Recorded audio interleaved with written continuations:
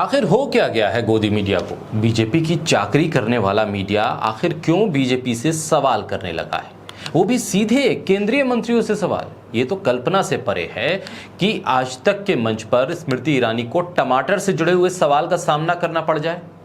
और तो और नितिन गडकरी से भ्रष्ट नेताओं के बीजेपी में आने पर सवाल पूछ लिया जाए। आखिर हो क्या गया है? गोदी मीडिया के भीतर ऐसी हलचल क्यों है कि वो अब सवाल करने लगा है? आखिर सवाल करने की आदत जो गोदी मीडिया भूल चुका था, उस आदत पर वापस क्यों लौट रहा है?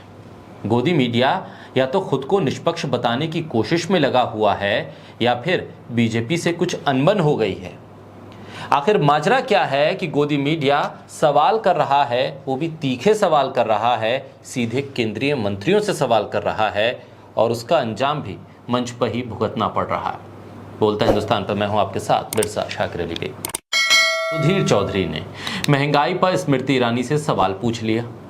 अंजना उप कश्यप ने नितिन गडकरी से करप्शन पर सवाल किया।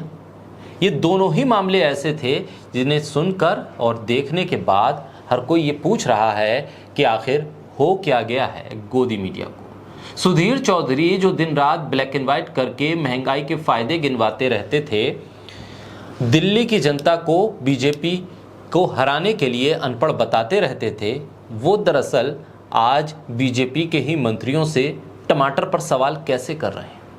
जिस टमाटर की महंगाई को लेकर गोदी मीडिया ने कभी सवाल नहीं किया, अचानक केंद्रीय मंत्रियों को आमने सामने पाकर सवाल करने लगा। अंजना उप कश्यप ने तो नितिन गडकरी से करप्शन पर सवाल कर लिया और घेर दिया और कह दिया कि बीजेपी वॉशिंग मशीन है। नितिन गडकरी को लेकर जब सवाल सामने आया, नितिन गडकरी ने मुस्कुराते हुए इसे टालने की कोशिश भी की। अंजना उप कश्यप ने कहा कि बीजेपी के पास ऐसी कौन सी वॉशिंग मशीन है कि जहां हर करप्ट नेता पाक साफ हो जाता है। आखिर गोदी मीडिया को हो क्या गया है?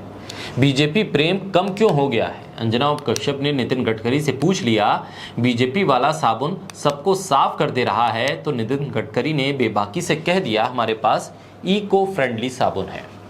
अभी कुछ दिन पहले ही अंजना उप कश्यप ने नारायण राणे का नाम डिबेट में ले लिया था जब करप्ट नेताओं का जिक्र हो रहा था। एक और लाइव डिबेट में अंजना उप कश्यप ने बीजेपी प्रवक्ता सुधांशु त्रिवेदी से कहा था, भाजपा ज्वाइन करने से अपराधियों के पाप क्या धुल जाते हैं? जब से इंडिया गठबंधन बना है तब से लगातार हर सर्वे में बीजेपी कमजोर हो रही है और विपक्ष मजबूत हो रहा है। चाहे ऑनलाइन सर्वे हो या एजेंसी का सर्वे, बीजेपी का आंतरिक सर्वे हो या फिर रिपोर्टर्स का अनुभव, 2024 बीजेपी के लिए मुश्किल से भरा नजर आ रहा है। तो क्या इसलिए गोदी मीडिया का रुख भी बदल रहा है? 2024 से पहले की हवा को भांपकर गोदी मीडिया अपने कदम आहिस्ता आहिस्ता बढ़ा रही है या फिर कहानी विज्ञापन की है? जब से इस बात का जिक्र होने लगा कि इंडिया गठबंधन गोदी मीडिया का बहिष्कार करने वाला है, न विज्ञापन दिए जाएंगे और न ही विपक्ष डिबेट में शामिल होगा, तब से नफरत फैलाने वाला, झूठ फैलाने वाला गोदी मीडिया सकते में है।